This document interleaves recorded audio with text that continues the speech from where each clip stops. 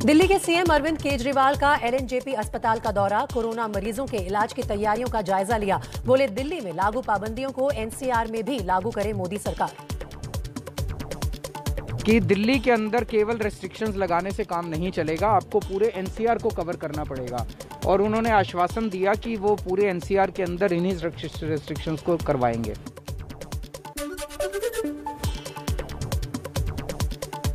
Corona और AIIMS को लेकर एम्स दिल्ली के डॉक्टर पुनीत मिश्रा की सलाह, कोरोना नियमों का पालन करें, ज्यादातर मरीज 4 से 5 दिन में हो रहे हैं ठीक। That it is not that severe, illness is not that severe as we have seen in earlier waves during Delta and the original one.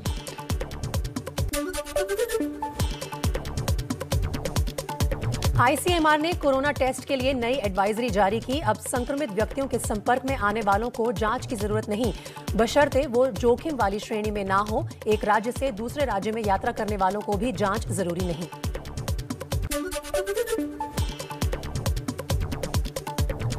Corona को लेकर देश भर में जिला स्तर पर कमेटी बनाने की योजना, डॉक्टर्स, पुलिस अधिकारी, राज्य के अधिकारी, सीएमओ शामिल होंगे।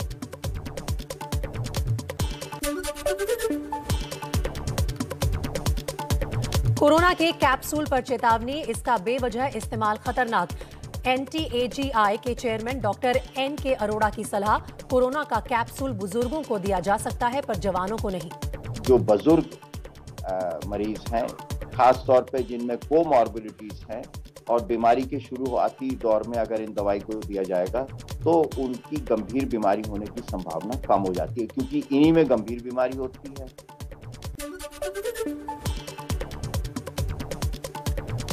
मुंबई में तेजी से कम हुए कोरोना के केस, रोज के केस 20,000 से घटकर 11,000 तक पहुंचे। पॉजिटिविटी रेट भी 20% हुई। मुंबई की मेयर ने कहा, लोगों की सावधानी की वजह से घट रहे हैं आंकड़े।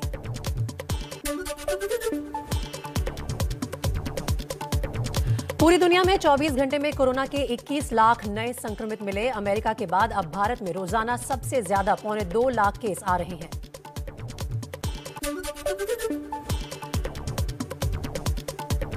केंद्रीय परिवहन मंत्री नितिन गडकरी कोरोना पॉजिटिव हुए, ट्वीट कर दी जानकारी, संपर्क में आने वालों से टेस्ट कराने की अपील की।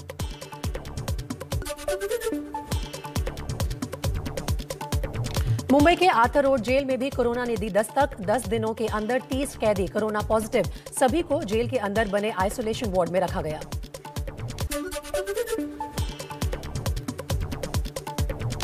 रोहतक के पंडित बीडी शर्मा पीजीआईएमएस में 176 स्वास्थ्य कर्मियों के कोरोना संक्रमित होने से हड़कंप।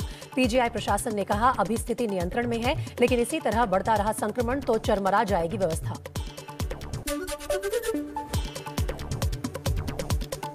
यूपी के मथुरा वृंदावन में कोरोना का प्रकोप बढ़ा, एक दिन में 129 संक्रमित मिले। वृंदावन कोतवाली के प्रभारी अजय कौशल समेत 20 पुलिसकर्मी कोरोना पॉजिटिव।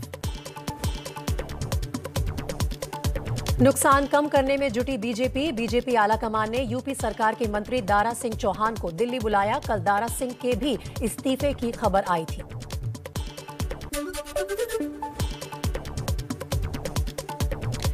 यूपी के विधूना से बीजेपी विधायक विनय शाक्य लापता, बेटी ने चाचा और दादी पर लगाए आरोप। वीडियो हुआ वायरल, पुलिस ने आरोपों को बताया निराधार, कहा विधायक इटावा में सुरक्षित हैं।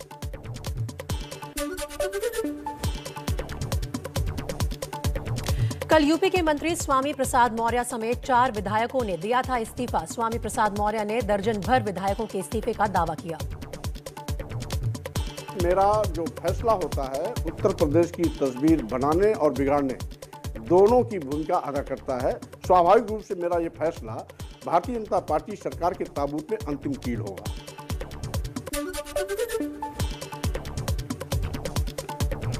इस्तीफा देने के बाद स्वामी प्रसाद मौर्य ने अखिलेश यादव से मुलाकात की। एबीपी न्यूज से कहा, बीजेपी से बेटे के लिए टिकट नहीं मांगा, परिवारवाद की राजनीति का घोर विरोधी हूं, 14 जनवरी को बताऊंगा अपना फैसला।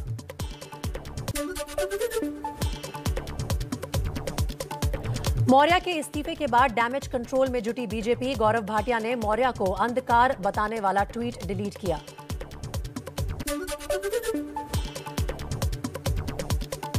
यूपी में नाराज विधायकों को मनाने में जुटी बीजेपी। प्रदेश अध्यक्ष स्वतंत्र देव सिंह और सुनील बंसल को मनाने की जिम्मेदारी सौंपी गई।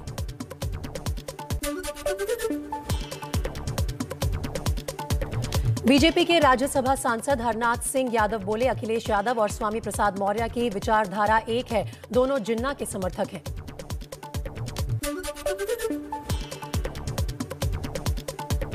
स्वामी प्रसाद मौर्य के करीबी यूपी सरकार के मंत्री धर्म सिंह सैनी ने बयान जारी किया, बीजेपी छोड़ने की खबरों का खंडन किया।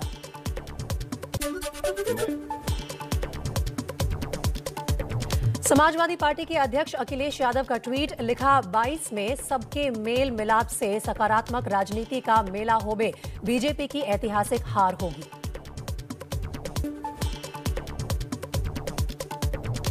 यूपी चुनाव को लेकर बीजेपी की आज दिल्ली में फिर अहम बैठक। कल अमित शाह की अध्यक्षता में 10 घंटे से ज्यादा चला मंथन। 3 चरण की सीटों पर चर्चा पूरी, जल्द होगा उम्मीदवारों का ऐलान। यूपी में बीजेपी नेताओं में मची भगदड़ के बीच आज समाजवादी पार्टी की बड़ी बैठक। अखिलेश यादव की सहयोगी दलों के साथ मीटिंग, सीट बंटवारे पर चर्चा होगी।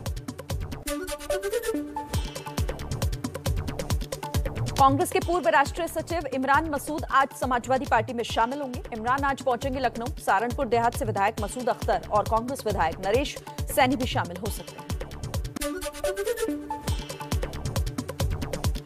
एनसीपी शरद पवार का बड़ा बयान, कहा गोवा चुनाव में गठबंधन के लिए कांग्रेस और टीएमसी के साथ चर्चा में है। यूपी में समाजवादी पार्टी और छोटे दलों के साथ मिलकर चुनाव लड़ेगी एनसीपी।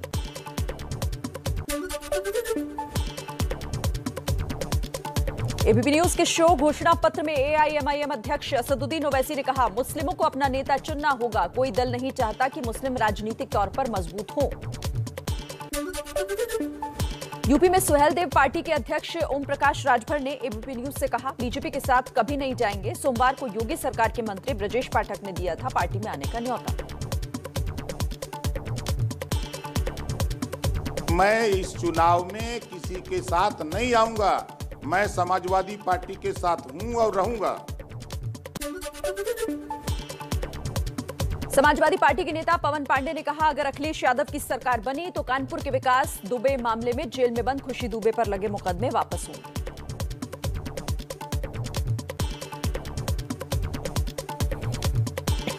2022 में समाजवादी पार्टी की सरकार बनेगी। श्री अखिलेश यादव जी शपथ लेंगे। खुशी दुबे के सारे मुकदमे वापस लेकर के खुशी दुबे को रिहा करने का काम समाजवादी पार्टी की सरकार और आदरणीय अखिलेश यादव जी के नेतृत्व में किया जाएगा। रामदास आठवले का बयान, कहा सीएम योगी अमित शाह समेत बीजेपी के सभी बड़े नेताओं से बात की। यूपी में बीजेपी को रिपब्लिकन पार्टी को गठबंधन में साथ लेना चाहिए। अगर नहीं होता है तो हमारी पार्टी 4 से 5 सीटों पर चुनाव लड़ेगी। दिल्ली के सीएम अरविंद केजरीवाल 2 दिन के पंजाब दौरे पर चंडीगढ़ पहुंचे। पंजाब के सीएम उम्मीदवार पर अगले हफ्ते ऐलान करेंगे। लॉ एंड ऑर्डर की स्थिति काफी खराब होती जा रही है।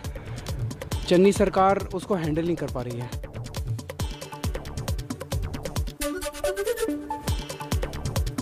ड्रग्स केस में हाईकोर्ट से अग्रिम जमानत मिलने के बाद पंचकूला के गुरुद्वारा पहुंचे अकाली नेता विक्रम मजीठिया। बोले, मुझे गिरफ्तार करने के लिए कांग्रेस की चन्नी सरकार ने 3 महीने में 4 डीजीपी बदल डाले। आम आदमी पार्टी के नेता भगवंत मान का चन्नी सरकार पर बड़ा आरोप, कहा मजीठिया पर कोई कार्रवाई नहीं होगी। उन्होंने चन्नी के भाई को लुधियाना केस में बचाया था। जो काम चन्नी के लिए मजीठिया ने किया, वही काम चन्नी ने मजीठिया के लिए किया। पंजाब में पैसा लेकर टिकट देने के आरोप पर राघव चड्ढा की सफाई। बोले, आम आदमी पार्टी ईमानदार पार्टी है, वोट खरीदने के लिए पैसे नहीं देती, ना ही शराब बांटती है। चुनाव से पहले पंजाब कांग्रेस के अध्यक्ष नवजोत सिंह सिद्धू का बड़ा बयान, कहा प्रदेश की जनता मुख्यमंत्री चुनेगी, पार्टी आला कमान नहीं। ओ भाई सीएम बनाऊ पंजाब के लोग, तेनू किने कहता मित्रा कि high command बनाऊगी CM. Punjab Congress के अध्यक्ष नवजोत सिंह सिद्धू से एबीपी न्यूज की खास बातचीत, कहा पिछले 25 साल से पंजाब में माफिया मॉडल चल रहा है, अब पंजाब बदलेगा। अरविंद केजरीवाल को भी घेरा। बोले, पहले दिल्ली में वादे पूरे करें। यूपी के लोनी में ही कांग्रेस के संभावित उम्मीदवार पर आचार संहिता के उल्लंघन का मुकदमा दर्ज। यासीन मलिक हैं कांग्रेस के संभावित उम्मीदवार। यूपी में बीजेपी के डोर टू डोर कैंपेन पर एसपी और कांग्रेस ने सवाल उठाए, कोरोना फैलाने का आरोप लगाया। बीजेपी के प्रचार प्रभारी राधा मोहन सिंह पाए गए हैं कोरोना पॉजिटिव।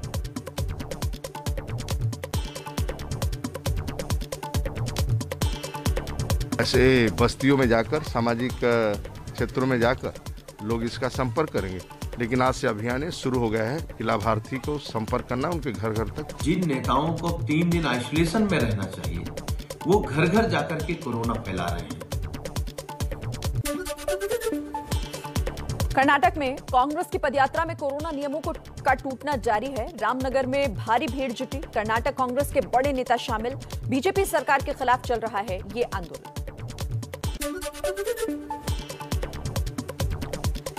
कर्नाटक के हुन्नली में बीजेपी विधायक का वीडियो वायरल। धार्मिक त्योहार पर भीड़ वाले जुलूस में शामिल हुए, कोरोना के नियम तोड़े गए।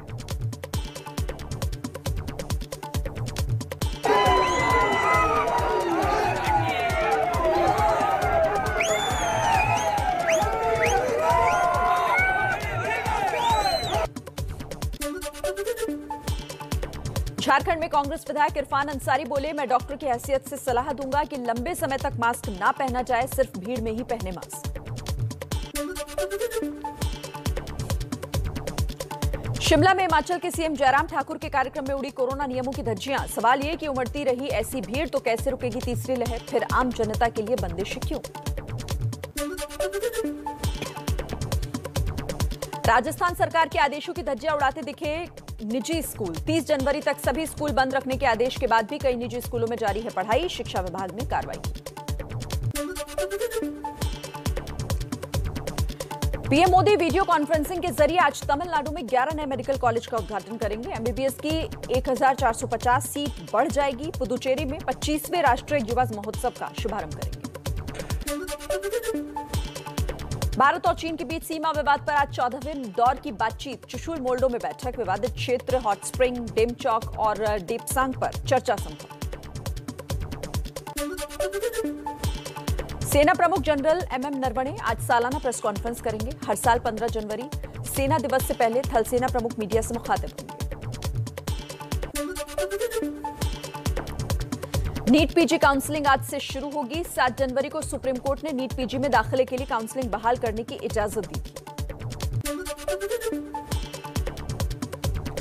हरिद्वार की धर्म संसद हेट स्पीच मामले में आज सुप्रीम कोर्ट में सुनवाई। पत्रकार कुर्बान अली ने याचिका में मुस्लिम समुदाय के खिलाफ हिंसक बातें करने का आरोप लगाया।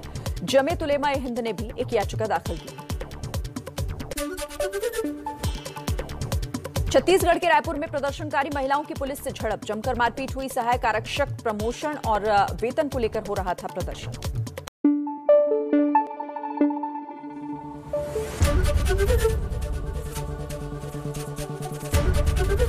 एबीपी न्यूज आपको रखे आगे।